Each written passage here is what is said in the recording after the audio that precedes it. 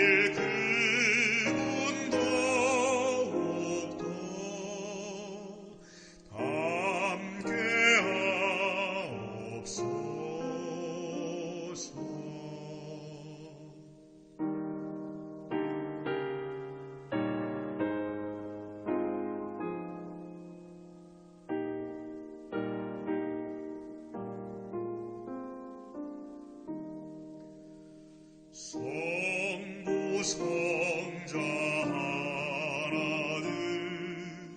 우리 하나 되는 법 알게 하여 주시면 주님 함께 되리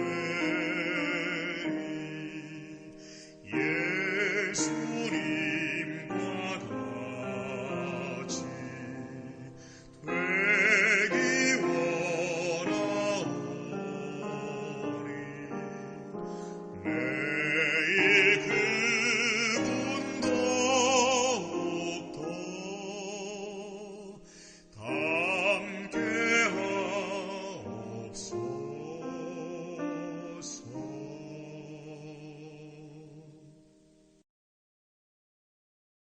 제임스 허드슨 테일러는 1832년 5월 21일 잉글랜드 반즐리의 그리스도인 가정에서 태어났다. 10대 시절 믿음의 회의를 느낀 그는 세속에 물들었다. 어느 날 허드슨의 어머니는 응답받을 때까지 그를 위해 기도하기로 결심했고 바로 그날 허드슨은 놀라운 회심을 경험했다. 그리고 선교사가 되어 중국으로 떠나라는 하나님의 부르심을 들었다. 그는 만다리나와 함께 그리스어, 히브리어, 라틴어를 공부했다. 중국 선교협회의 도움으로 그는 런던의 어느 병원에서 의료 교육도 받았다. 1853년 9월 19일 허드슨은 나이 21세에 덤프리스호에 올라타 영국 리버풀을 떠났고 1854년 3월 1일 중국 상하이에 도착했다. 1863년에 허드슨 테일러는 중국 내지 선교회를 세웠다. 자신의 저서 중국의 영적인 필요와 요청에서 그는 이렇게 말한다. 영국에 넘쳐나는 지식, 지금의 영국이 있게 한 지식, 지금의 우리가 있게 한 지식을 알지 못해 이토록 많은 사람이 죽어가는데도 영국의 그리스도인들은 팔짱만 끼고 있을 셈인가? 주께서 뭐라고 하셨는가? 한 마리 양을 잃으면 남은 99마리를 두고서라도 찾아 나서야 한다는 것이 그분의 가르침이 아니던가. 그런데 비율로 따지자면 이곳의 상황은 정반대이다. 집에 남은 양이 1마리이고 99마리가 죽어가는데도 아무런 주의를 기울이지 않고 있다. 허드슨 테일러는 중국에서 51년 동안 헌신했다. 그가 하는 모든 일에는 열정과 절박함이 배어 있었다. 허드슨이 무릎을 꿇지 않는 날에는 중국에 해가 뜨지 않을 것이라는 말까지 나올 정도였다. 테일러가 임종할 무렵 중국에는 CIM 선교센터 205곳에서 선교사 849명이 활약했고 그리스도인도 12만 5천 명이나 되었다. 어느 곳에서 주님을 섬기든 우리에게도 허드슨 테일러와 같은 영혼 구원의 열정과 선교적 결심이 넘쳐나야 한다. 여러분, 선교와 전도의 차이점을 아시나요? 얼핏 들으면 선교나 전도나 복음을 전하는 것으로 똑같아 보일 수 있겠지만 조금 다른 차이를 가지고 있습니다. 인터넷에서는 흔히 선교는 해외에 해당하는 거고 전도는 국내에 해당한다 라고도 이야기하지만 우리의 재림교회의 관점으로 본다면 선교는 예수 그리스도를 소개하고 예수를 믿는 복음을 전하는 것이라면 전도는 특별히 그 가운데 SDA, 우리 교단과 교리를 이야기하는 것이 전도인 것입니다.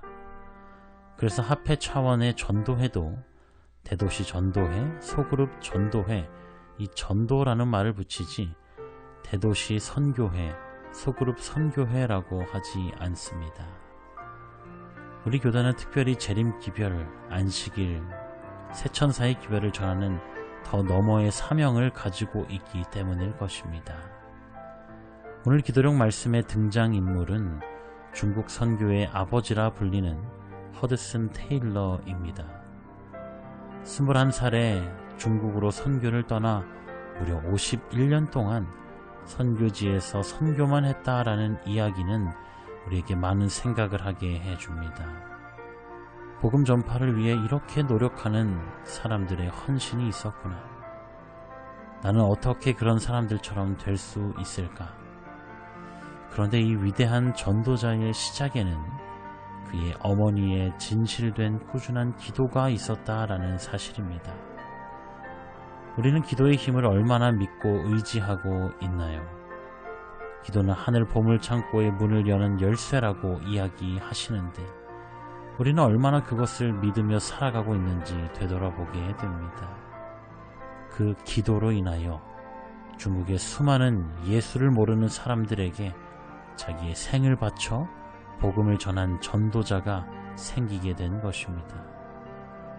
그리고 이 전도자는 그의 삶이 곧 전도의 삶이라고 생각하고 실천으로 옮겼습니다. 바울이 오늘 말씀과 같이 내가 복음을 전하는 이유는 당연한 것입니다. 그것은 자랑해야 하는 것이 아니라 당연한 것이다 라고 이야기하는 것이죠. 요즘 우리 시대는 전도와 복음 전하는 일을 어떻게 생각하고 있을까요?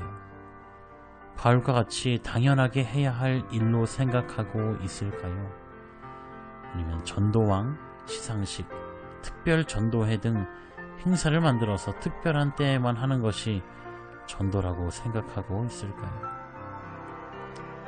우리 모두 바울의 간증과 같이 나의 자랑, 공로가 하나도 없어도 당연히 하나님을 전하는 사람들이 되시기를 간절히 바랍니다. 우리가 보고 들은 것을 말하지 아니할 수 없는 것이 당연한 것이고, 우리에게 너무 좋은 것이 있으면 이 좋은 소식을 함께 나누고 싶어 하는 것이 당연한 것인 것처럼, 우리가 가진 이 복음, 이 기별을 모르고 있는 사람들에게 혹시 그들이 사납고 거칠고 거절만 할지도 모르겠지만 주님만을 의지하여 주님의 도구로 사용되시는 우리 모두가 되기를 간절히 소망합니다. 기도하시겠습니다. 사랑의 아버지 하나님, 저희를 사랑해 주심에 감사드립니다. 주님께서 허락하신 삶을 살아가며 인생의 희노애락을 느끼며 살아갑니다. 주님, 저희 마음에 기도와 전도에 대한 생각들이 사단에 의하여 교만한 생각에만 빠져 있다면 성령께서 역사하여 주시사 우리의 마음을 다시 순결하게 이끌어 주시옵소서. 바울의 간증과 같이 자랑할 것이 아닌 당연히 해야 할 우리의 사명을 비록 어려움이 있더라도 기쁜 마음으로 믿음의 동료들과 주님과 함께 동행하도록 주님 인도하여 주시옵소서. 오늘은 특별히 아드라 캄보디아에 계신 이호신 이은화 선교사 부부를 위하여 기도드립니다. 캄보디아 교회와 아드라 사업이 잘 협력하여서 주님의 복음의 씨앗을 잘 전할 수 있도록 주님 함께 역사하여 주시옵소서. 언제나 저희를 사랑하시는 예수 그리스도의 이름으로 간절히 기도하옵나이다. 아멘.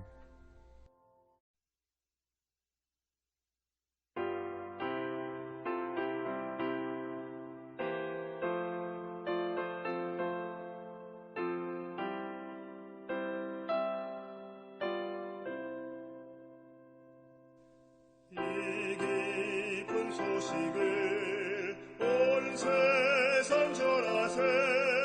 근환난 고통을 당하는 자에게 주 믿는 성도들 다 전할 소식은 성령이 오셨네. 성령이 오셨네.